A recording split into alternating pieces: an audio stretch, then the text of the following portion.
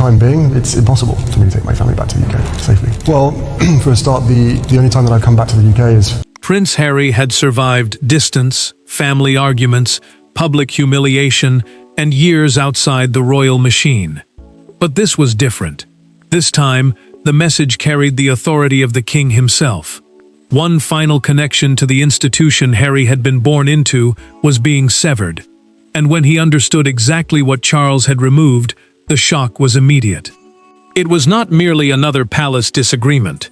It felt like a door closing on an entire lifetime. Before we go deeper into what this really means for the royal family, make sure to subscribe so you don't miss a single update. Harry stared at the formal notification in silence. The wording was controlled, almost painfully restrained, but the meaning was unmistakable. King Charles III had removed his remaining position as a Counselor of State, a role that allows certain senior royals to carry out limited official duties on behalf of the sovereign when required. For Harry, it had become more symbolic than practical, after stepping away from senior royal life. Yet that symbolism mattered. He had already surrendered daily duties, institutional protection, and much of the working structure he once knew. This was the last thread still connecting him to the machinery of the crown.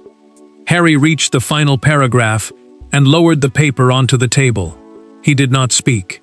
Then he picked it up again and read the same lines once more, slower this time, as though a second reading might reveal some softer meaning hidden between the words. It did not. The document contained no attack, no reference to old accusations, and no attempt to reopen earlier disputes. That made it colder. It simply described the future structure of royal responsibility and left no operational place for him inside it. Charles felt the weight from the other side of the decision. The king had approved the change without anger and without celebration. After setting down the pen, he remained seated, knowing that a constitutional act could not be separated from the fact that the man affected was his younger son. He had chosen clarity for the monarchy, but clarity came with a personal cost. Then another detail reached Harry, and the wound deepened. Prince William had known beforehand. The future king had been informed before the notification was delivered, and he had not stepped in to stop it. Harry could understand disagreement. Silence was harder. That silence changed everything. His shock began turning into suspicion, because Charles had tolerated uncertainty for years. Something had clearly happened behind palace doors to convince the monarch that delay was no longer possible. And the answer would not begin with constitutional language or royal procedure. It would begin with three men whose family history had finally become impossible to separate from the future of the crown. Long before this became a question of royal authority, it was the story of a father and two sons who could no longer agree on what loyalty meant. Charles wanted stability. William wanted boundaries. Harry wanted something far more complicated: independence without feeling erased. Each man believed he was protecting something precious, yet every decision seemed to deepen the same wound. Now, the final royal connection had disappeared, and none of them could pretend it was simply administrative. Harry knew the monarchy had shaped his life, even after he walked away from royal duty. His childhood, military service, public identity, and position as the king's younger son were still tied to the crown, the institution representing Britain's sovereign and official duties carried out in the monarch's name. That was why the loss cut deeply. He had chosen freedom, but never imagined freedom would eventually feel like complete institutional separation. Meghan watched him study the notification without moving. She asked whether he wanted to answer immediately, but Harry shook his head. He knew anger would be easy, expected.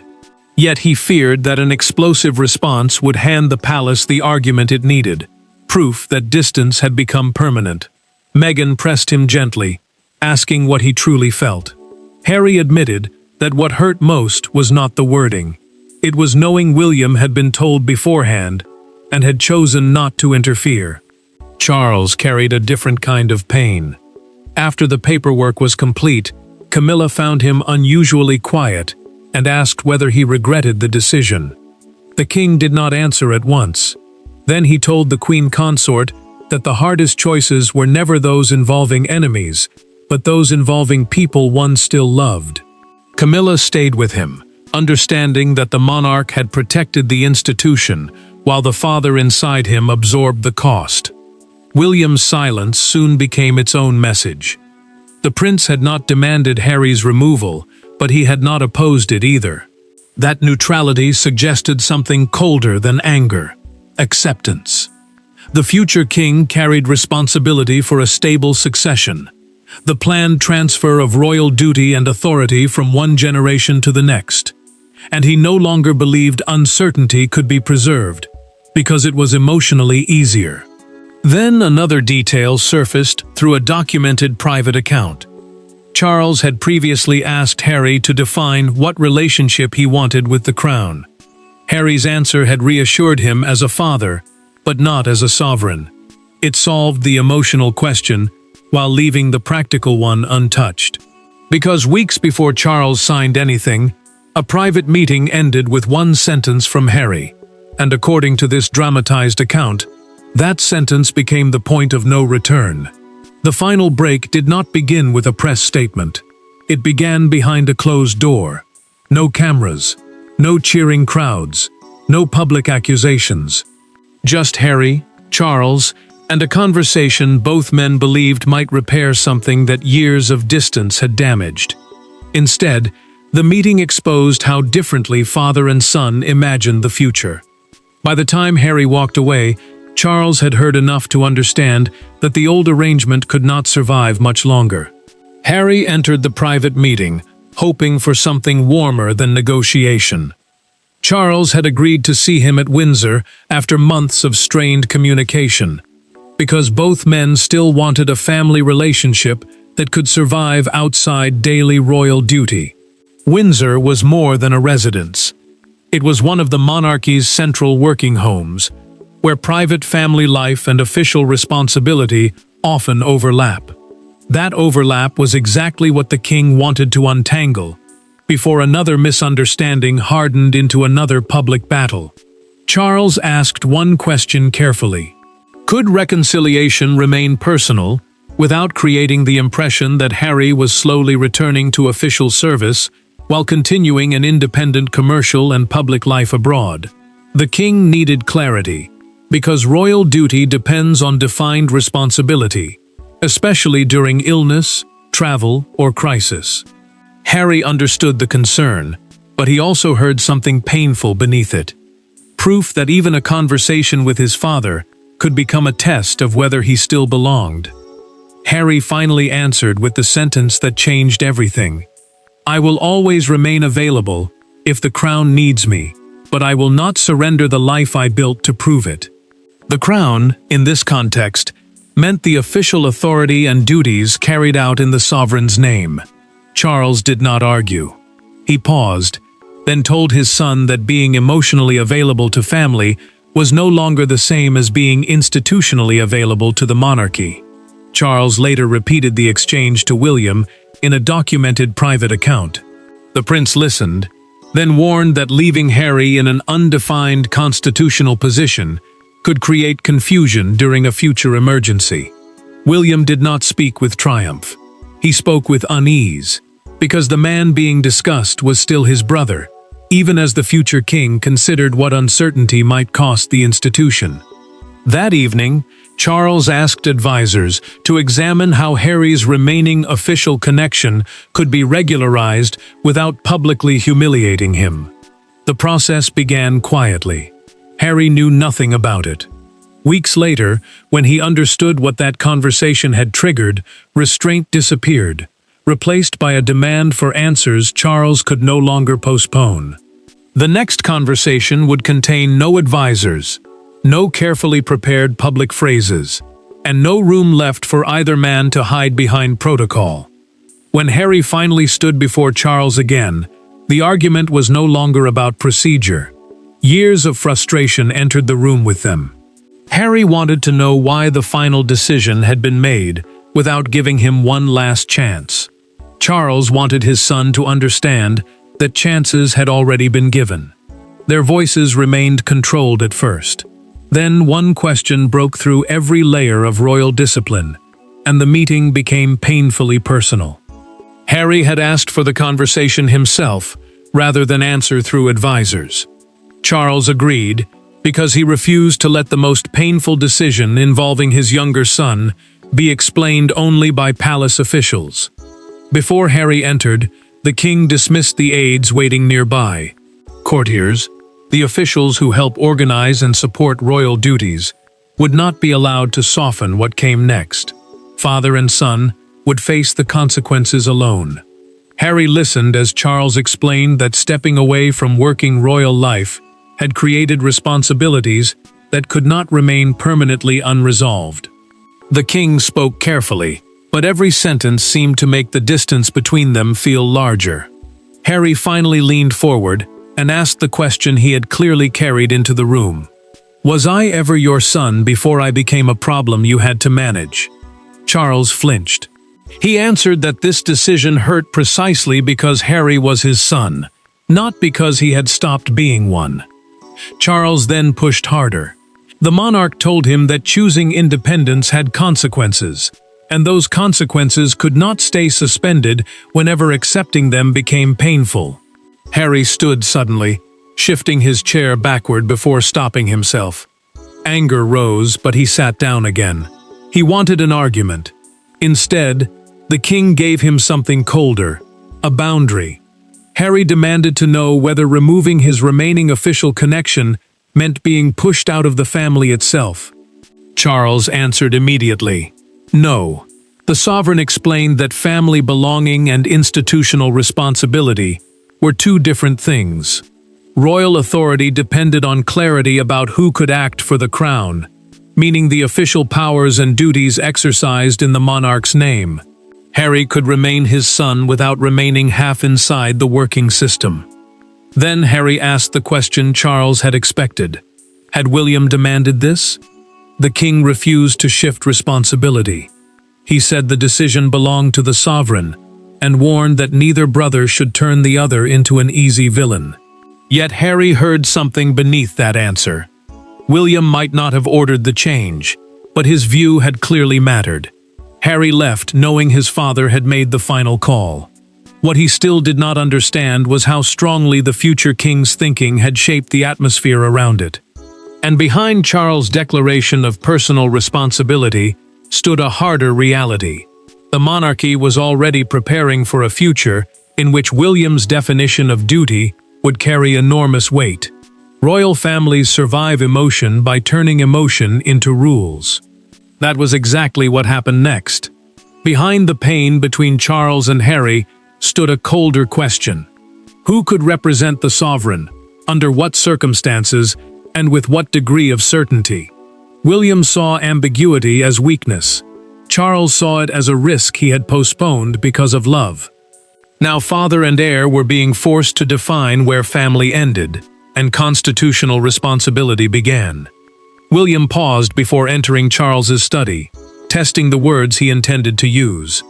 He knew any recommendation involving Harry would carry old wounds behind it. The prince was not simply discussing his brother. He was considering the future of royal duty. Constitutional responsibility meant the official duties and powers attached to serving the sovereign, and those duties depended on certainty. Someone living permanently outside the working royal system could remain family while no longer fitting the chain of responsibility around the monarch. Charles listened without interrupting. William argued that the next generation could not inherit unresolved arrangements simply because the current generation found them painful to settle. The future king believed uncertainty could become dangerous during illness, travel, or crisis, when the palace needed to know exactly who could act and who could not. Yet he also understood how easily that argument could sound like punishment. Charles finally challenged him. Would William make the same recommendation if Harry were not his brother? The prince answered yes, then admitted that being brothers only made saying it harder. The king held his gaze because he understood what that answer cost. This was not triumph. It was duty, cutting across blood. Charles then drew his own boundary. He would not approve any proposal designed to humiliate Harry publicly, diminish his identity, or turn the decision into revenge. The monarch wanted the official function settled, nothing more. His motive was prevention. He did not want a future emergency reopening years of confusion about whether his son could return to formal service. William accepted that distinction, but he understood its consequence. Harry would remain the king's son, yet the institution would stop preserving a space that might someday draw him back. Charles had chosen clarity over postponement, and the prince knew the decision would reach far beyond palace paperwork. Then that reality reached Harry. For the first time, the loss no longer felt temporary. It began changing how he spoke about Britain, family, and whether going back was something he should imagine at all. For the first time, the loss does not feel temporary to Harry, and that realization changes the way he speaks about home, family, and the possibility of ever returning. Anger can be loud. Finality is often silent. The morning after the confrontation, Harry wakes to a reality that feels strangely ordinary. The phone still rings. Breakfast still arrives. His children still need him. Yet something fundamental has changed. For years he had lived outside the palace, while knowing a thin constitutional thread still connected him to the structure of his birth. Now even that thread was gone, and Harry had to decide what remained when royal duty disappeared completely. Harry refused the first response prepared around him.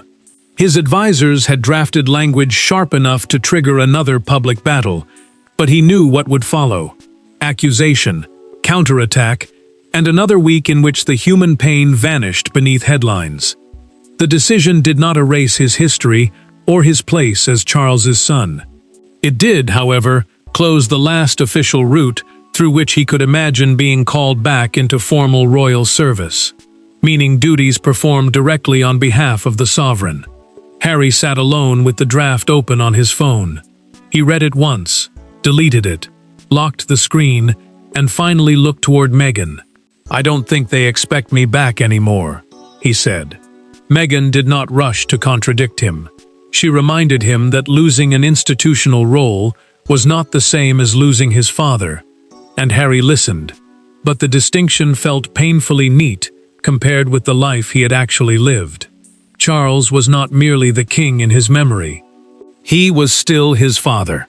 Charles made his own move before the silence hardened. The king sent Harry a private message directly, not through an aide, asking him not to mistake a constitutional boundary for the end of their relationship. That boundary meant a formal limit on who could carry royal responsibility in the monarch's name. Harry read the message, then left it unanswered. Meghan noticed the change immediately. He was no longer raging. He was thinking. That delay unsettled everyone more than an angry statement would have. Harry had spent years defending his choices, but now he was confronting something harder than criticism: finality. Charles had drawn the institutional line, and his younger son was beginning to accept that fighting it might only keep him trapped inside the very structure he had chosen to leave. Then William contacted him. The prince did not send an advisor. He did not ask Charles to arrange the call. He reached out himself, and Harry answered, and neither knew where honesty would lead. After years in which every brotherly conversation seemed burdened by history, William makes a decision neither man expects: to speak to Harry not as heir and exile, but simply as his brother. There are conversations institutions cannot hold for people. This was one of them. When William speaks to Harry privately, there are no secretaries taking notes and no royal statements waiting to be approved. The brothers do not suddenly repair years of hurt. They do something smaller and perhaps more important. They stop arguing about the past long enough to admit what each fears about the future. For once, neither man needs to win. William reached out personally after learning how deeply Charles's decision had landed. The prince did not apologize for supporting clarity, because he still believed royal responsibility required firm boundaries. Royal responsibility meant the official duties carried out for the sovereign and the public, obligations that could not remain uncertain during illness, travel, or crisis. But William also refused to let silence create another wound between them. Harry answered because, beneath the anger, he still wanted to know whether his brother understood what had been lost. Harry spoke first. He told William that every boundary drawn around him seemed to ignore what leaving had actually cost. The future king listened without interrupting. Harry had built independence, but independence had come with distance from traditions, places, and relationships that shaped his entire childhood. Then he finally said what had been sitting beneath every argument. "You all learned how to continue without me." William paused before answering. "We had to, but that does not mean we stopped noticing you were gone." Harry went quiet.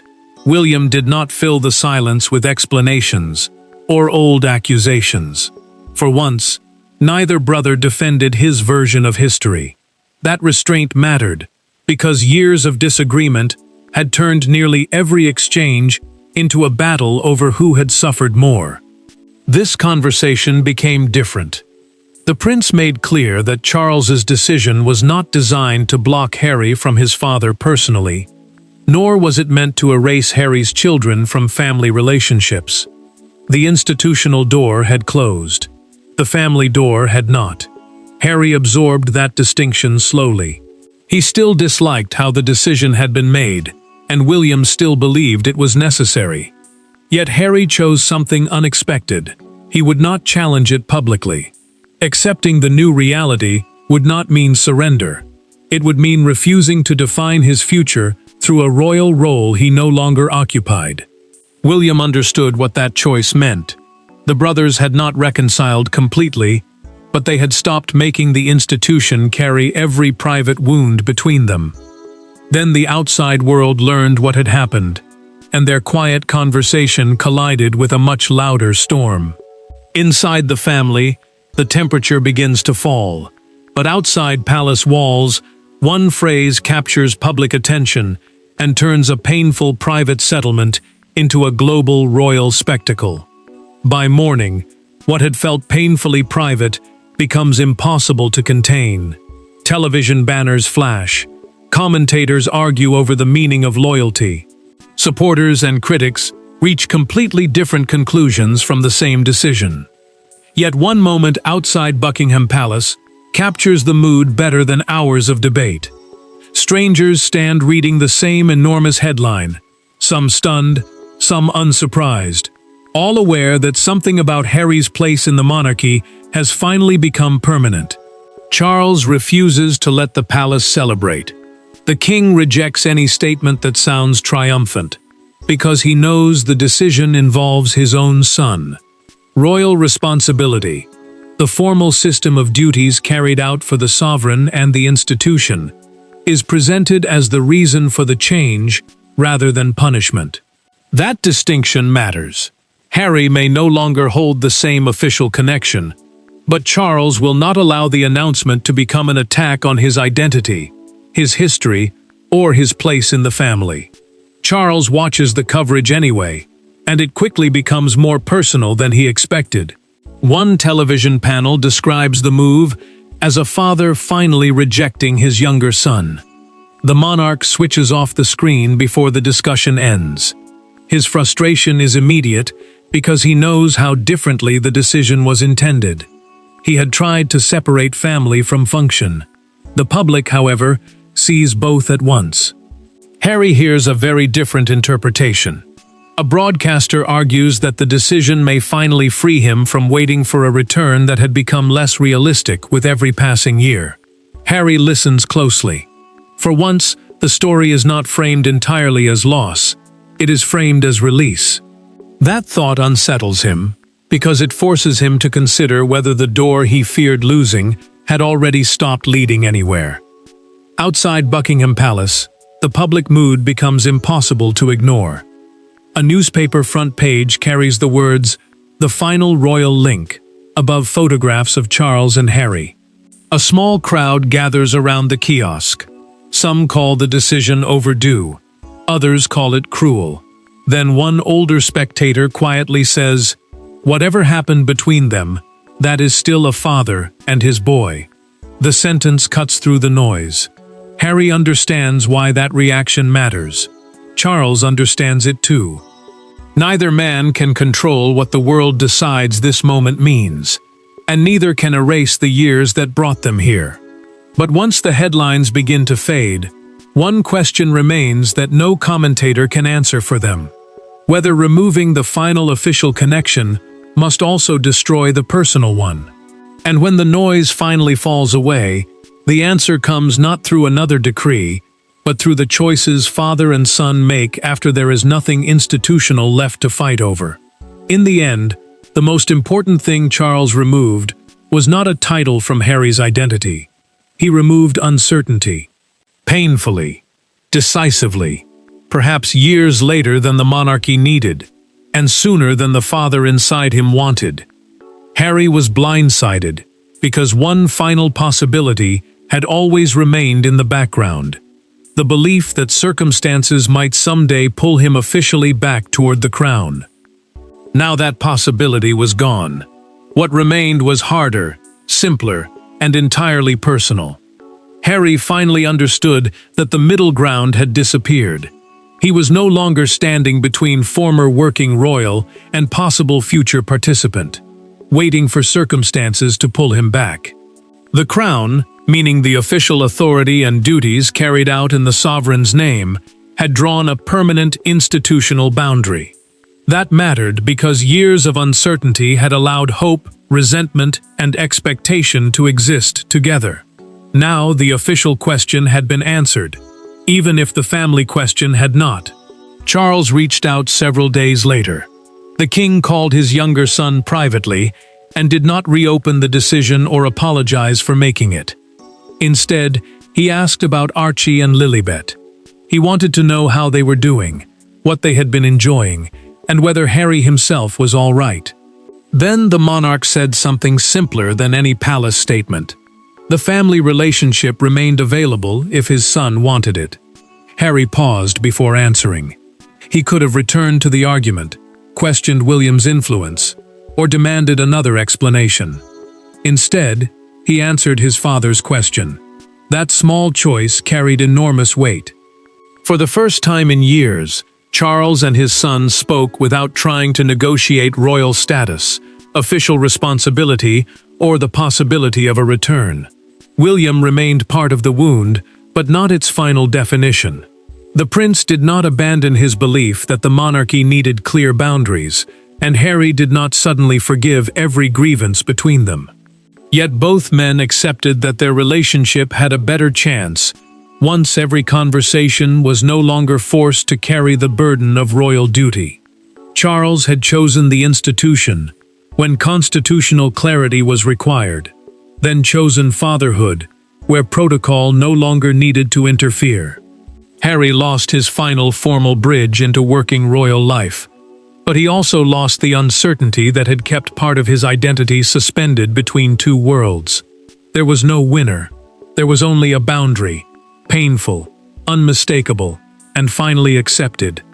And that is where this chapter ends.